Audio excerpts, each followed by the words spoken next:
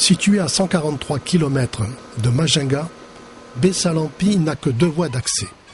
Le bateau ou 2 fois par semaine l'avion.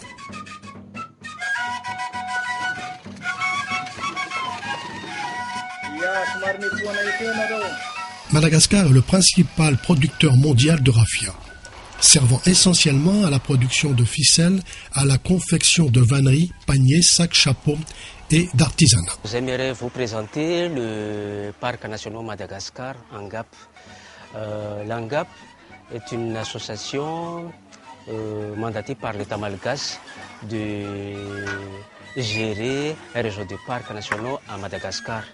Sa mission, c'est de gérer d'une manière durable un réseau de parcs actifs de la diversité biologique et de l'environnement naturel unique de Madagascar. Voilà donc notre mission. Et spécialement ici, nous, à Karafansk, la gestion des ressources naturelles est une chose très importante. Par exemple, la gestion des ressources naturelles comme le raffia. Le raffia est la fibre d'un petit palmier. Donc c'est ici qu'on a fait la plantation de raffia. Et ça c'est un exemple. Mais il y en a beaucoup partout. Donc en fait, on a planté 8000, il y en a des graines, puis des plantules, des jeunes plants. Les jeunes plants, c'est à peu près 6000. 6000 jeunes plants et 2000. Oui, d'accord. 6500. En fait, il y en a par là, il y en a ici, mais il y a aussi dans d'autres endroits, mais pas plus proche d'ici. Oui, plus loin. L'arbre vit de 25 à 30 ans. Vous voyez, c'est un très bon endroit pour le raffia. Le raffia est une ressource naturelle très exploitée ici dans la région. La forêt de raffia, si ça continue comme ça disparaît d'ici très peu de temps.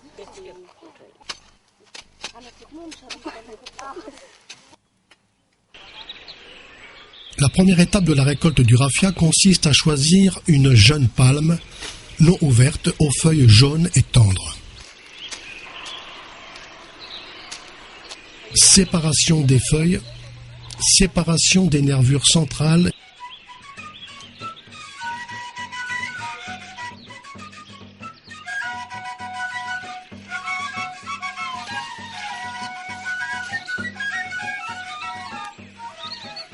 Lors du journée mondiale de l'environnement, nous avons planté environ 3000 pieds de raffia pour le repeuplement. Là, ça c'est une gestion des ressources naturelles.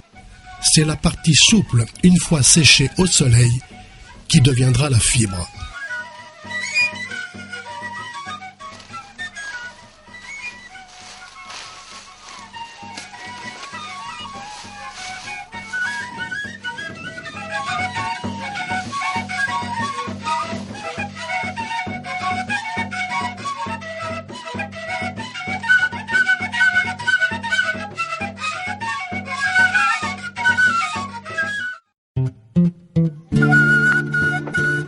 Sur des charrettes chargées de raffia, certains vendeurs ayant passé 2 jours ou plus sur des pistes boueuses pour vendre leur chargement.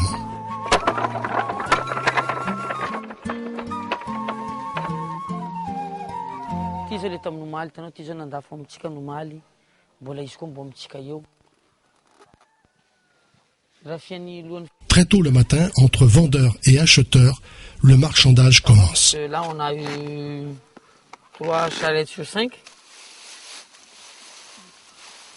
Eux, là, ce sont des clients fixes. C'est-à-dire des clients fixes, eux, ils emmènent tout le temps chez moi.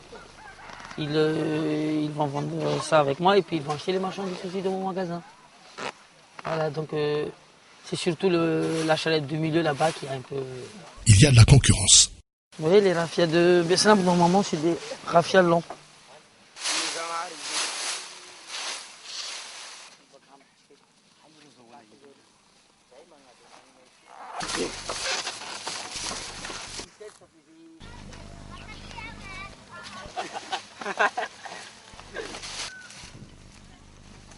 Ils sont partis de là-bas avant-hier.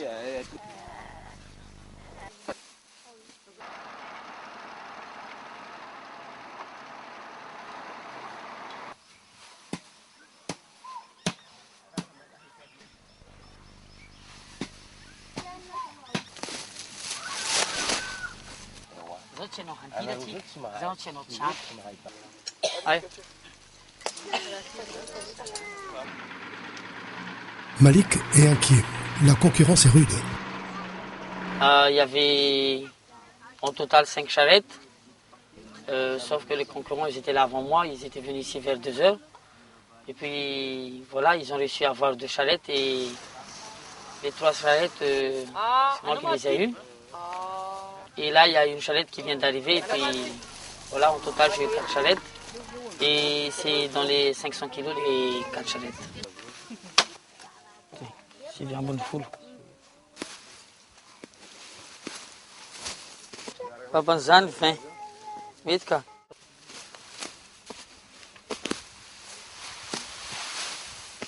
Là, on vient de peser une partie du raffia.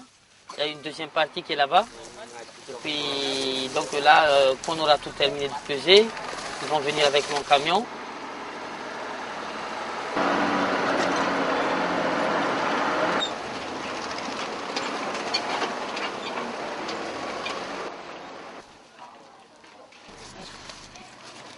Et votre Jimmy N fit. Vas-y, à 4.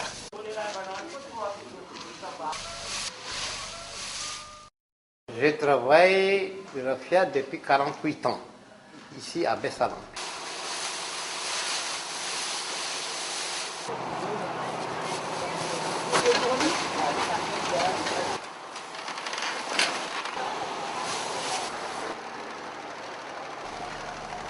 Jusqu'à Majenga, on va transporter sur les boutres, sur le navire, pour aller à Majenga.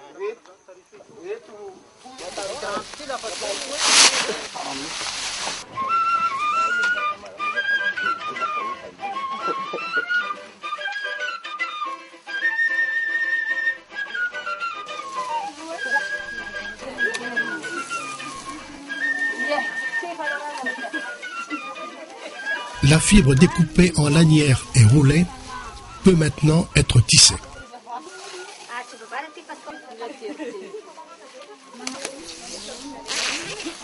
Tous les colorants que nous utilisons ici sont des colorants biologiques. Et là, c'est à partir de plantes tinctoriales.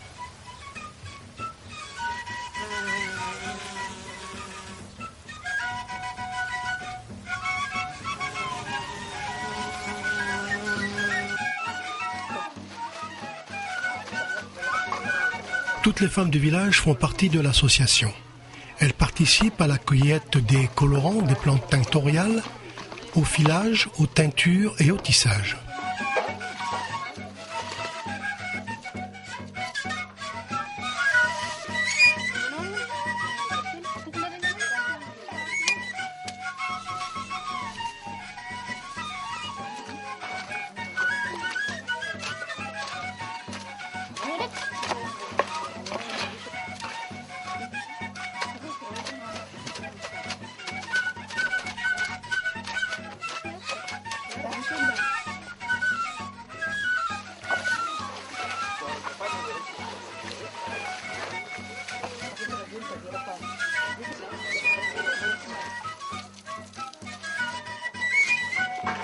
Nous travaillons avec 2 associations dans la zone périphérique du parc. Le premier, dans le village d'Apumblav.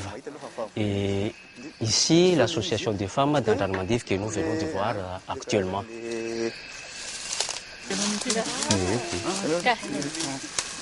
Izy ty manome couleur jaune zay izy no araka ny fijerevako ny liste amin'ny tao anatin'le corse. Nous avons pu distinguer avec l'appui du parc, des botanistes du parc zoologique de Timbazaz, nous avons pu identifier pas mal de nombre de plantes tinctoriales. Et actuellement, et ça nous intéresse vraiment, il y a pas mal de gens qui font actuellement le reboisement ou bien le repeuplement de ces plantes tinctoriales-là. Parce que si on exploite ça sauvagement, ça disparaît d'ici peu.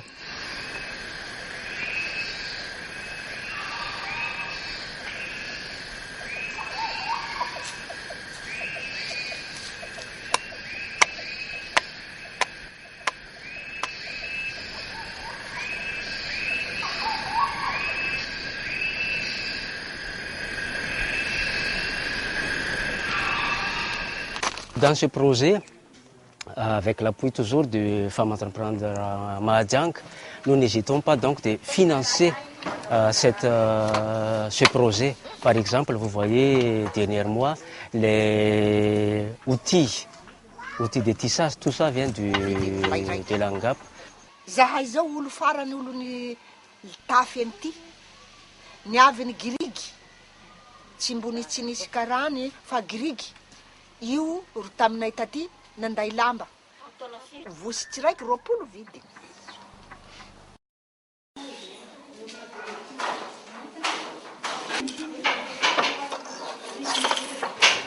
Là aussi, le coût de formation, là, c'est l'ANGAP finance tout ça.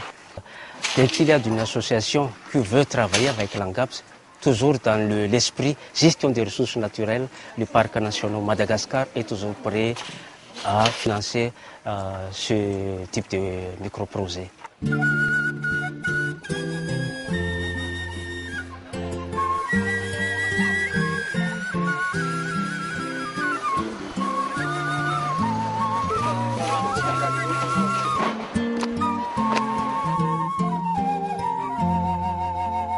Une grande partie du raffia se fait à Majinga et Province. Dans tout Madagascar, il y a environ 3000 tonnes de raffia. À Majinga, quand la campagne fonctionne très bien, on peut faire 1000 tonnes. On est 6 exportateurs, on est 2 qui sont vraiment sur le marché, qui dominent le marché. Donc dans le raffia, en fait, on a un système de triage. Donc, on a du raffia qu'on peut exporter, qui sont dans les normes, et du raffia justement qui sera court et pas de bonne qualité, qui sera réservé pour le marché local. 95% du raffia est exporté.